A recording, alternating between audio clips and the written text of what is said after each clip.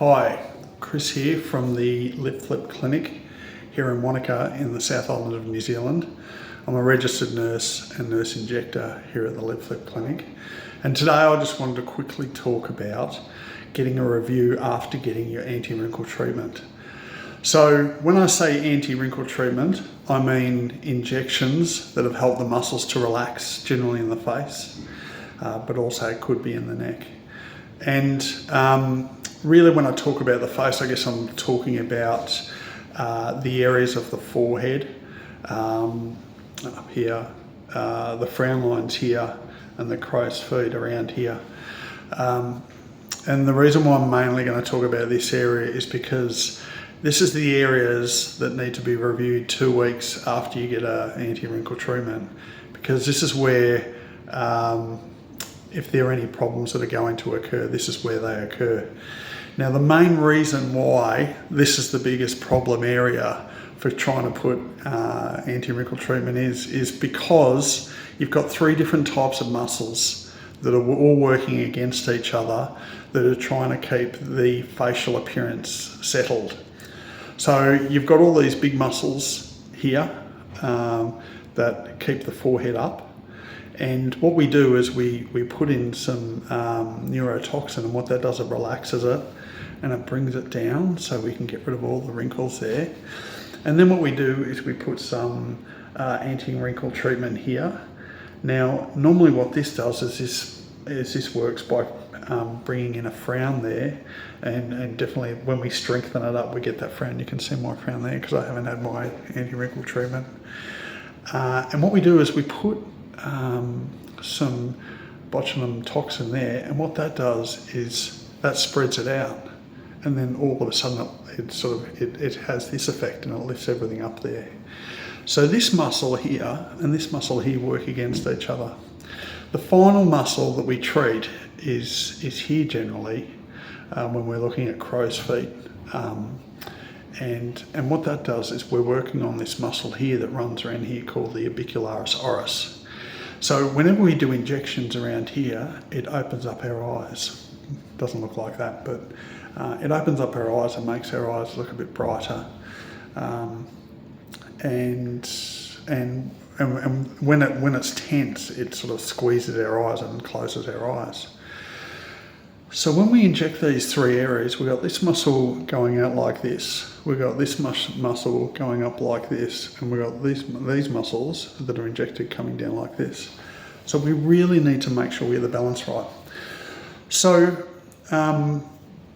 that's that. That's the technical reason why we do get a few problems. The medications I'm talking about that you may have heard of are things like Botox, Dysport, and Xeomin.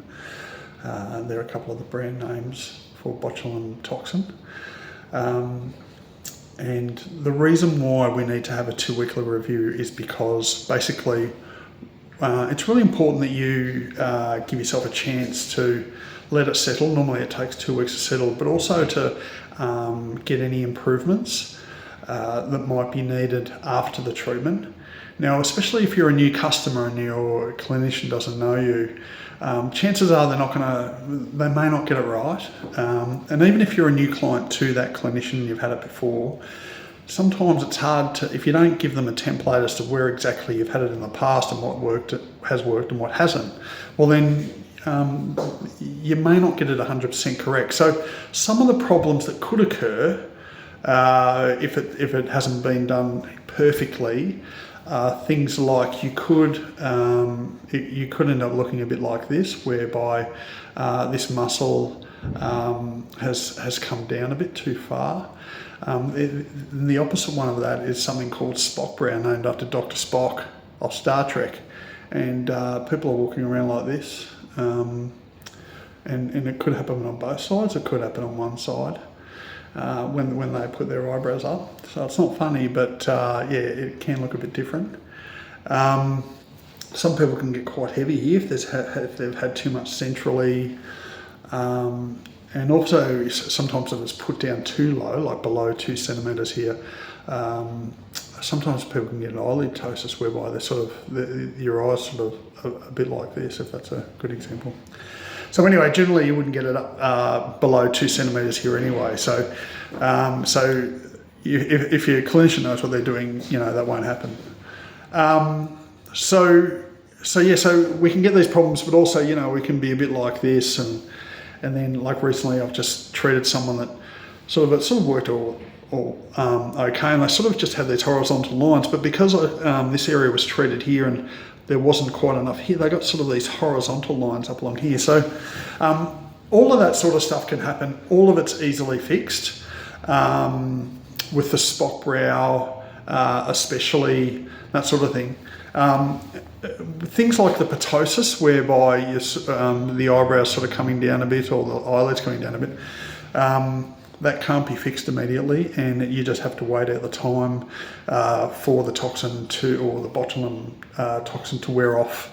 And the good thing about it is it does wear off. Normally it doesn't last too much past 12 weeks or 3 months. So what do we do if we get, say, a Spock brow, or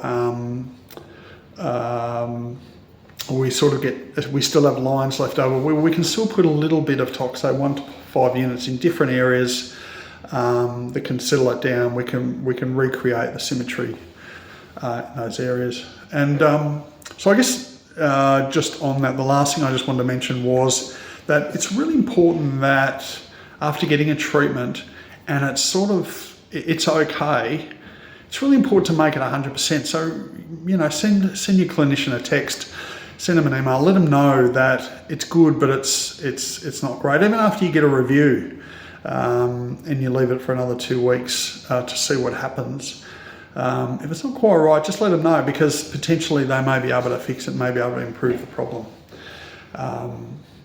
So thanks for listening. Have a great day.